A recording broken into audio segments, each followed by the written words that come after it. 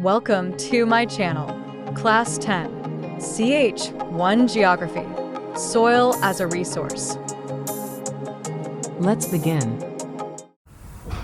Hi students, welcome back to the YouTube channel Brilliant Minds and Educational Hub. So हमारी series चल रही है chapter 1 geography resources and development. Last video में हमने topic finish किया था land degradation and conservation measures. So today we are going to start with the topic soil as a resource. So let's continue without wasting any more time. Soil is the most important renewable natural resource. So soil क्या है? आपका एक most important renewable natural resource है.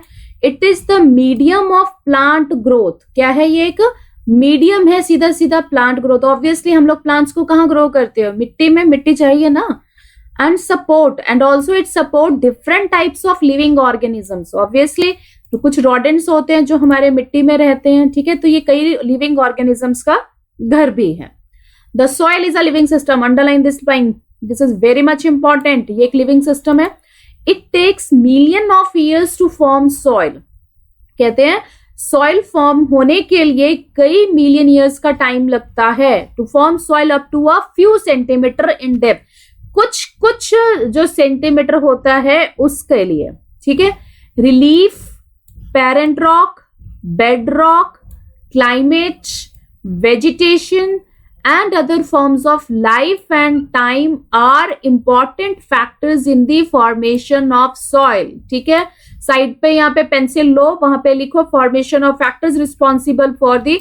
ये अपने notes भी बनाओगे उसमें भी लिखो formation factors responsible for the formation of soil. Number 1 कौन सा हो जाएगा? नंबर 1 है आपका रिलीफ, पेरेंट रॉक और bed rock, climate, vegetation and other forms of life. Learn it. Various forces of nature such as change in temperature. मान लीजिए temperature में चेंज आ गया.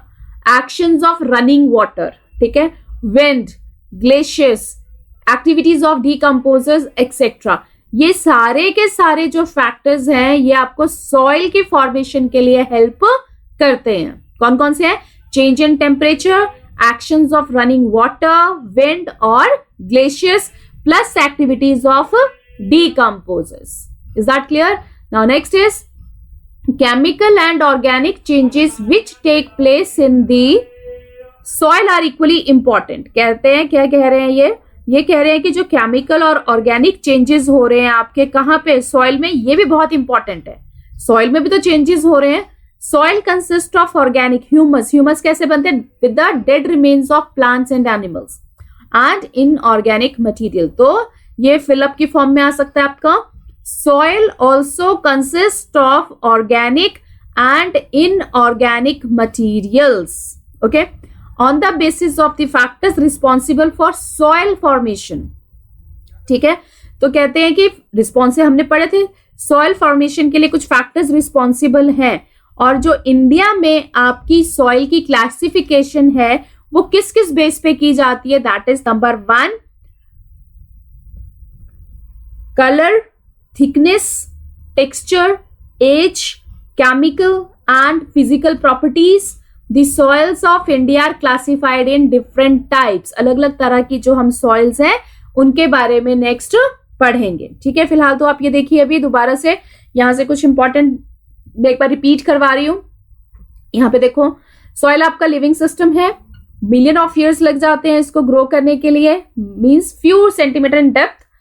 एंड इंपॉर्टेंट फैक्टर्स जो रिस्पॉन्सिबल है सॉइल फॉर्मेशन के लिए वो है आपका number 1 relief, number 2 parent rock और bed rock, next is your climate, next is your vegetation and other forms of life and time.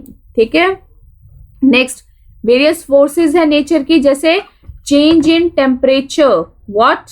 Change in temperature, actions of running water, wind, glacier, activities of decomposers. इससे भी आपका soil का formation होता है. ठीक है, और soil में हमारे कौन कौन से दो तरह के चेंजेस होते हैं? दो तरह के कौन से चेंजेस है? नंबर 1 है आपका केमिकल और दूसरा है आपका ऑर्गेनिक चेंज, जो कहाँ पे होता है आपका? सॉइल में. सॉइल कंसिस्ट करता है ऑर्गेनिक और इनऑर्गेनिक मटेरियल. और फैक्टर्स जो रिस्पॉन्सिबल हैं सॉइल फॉर्मेशन के लिए जिससे हम इंडिया में सॉइल की क्लासिफिकेशन करते हैं वो क्या है? Number 1 colour, thickness, texture, age, chemical and physical properties. इस बेस पे, इन बेसिस पे हम लोग क्या करते हैं? हम लोग अपने इंडिया में सॉइल को अलग अलग टाइप में क्लासिफाई करते हैं। सो आज हमने क्या पढ़ा? आज हमने पढ़ा सॉइल एज अ रिसोर्स। सो ये आज का टॉपिक था। इसमें कोई अगर आपको दिक्कत हो, कोई भी डाउट हो तो आप कमेंट बॉक्स में डाल दीजिए। And in the next class we are going to continue with the classification of soils. Okay, so classification of soils में हम क्या देखेंगे?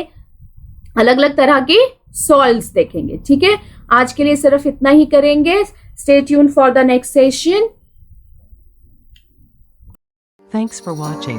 Kindly like, comment, share and subscribe.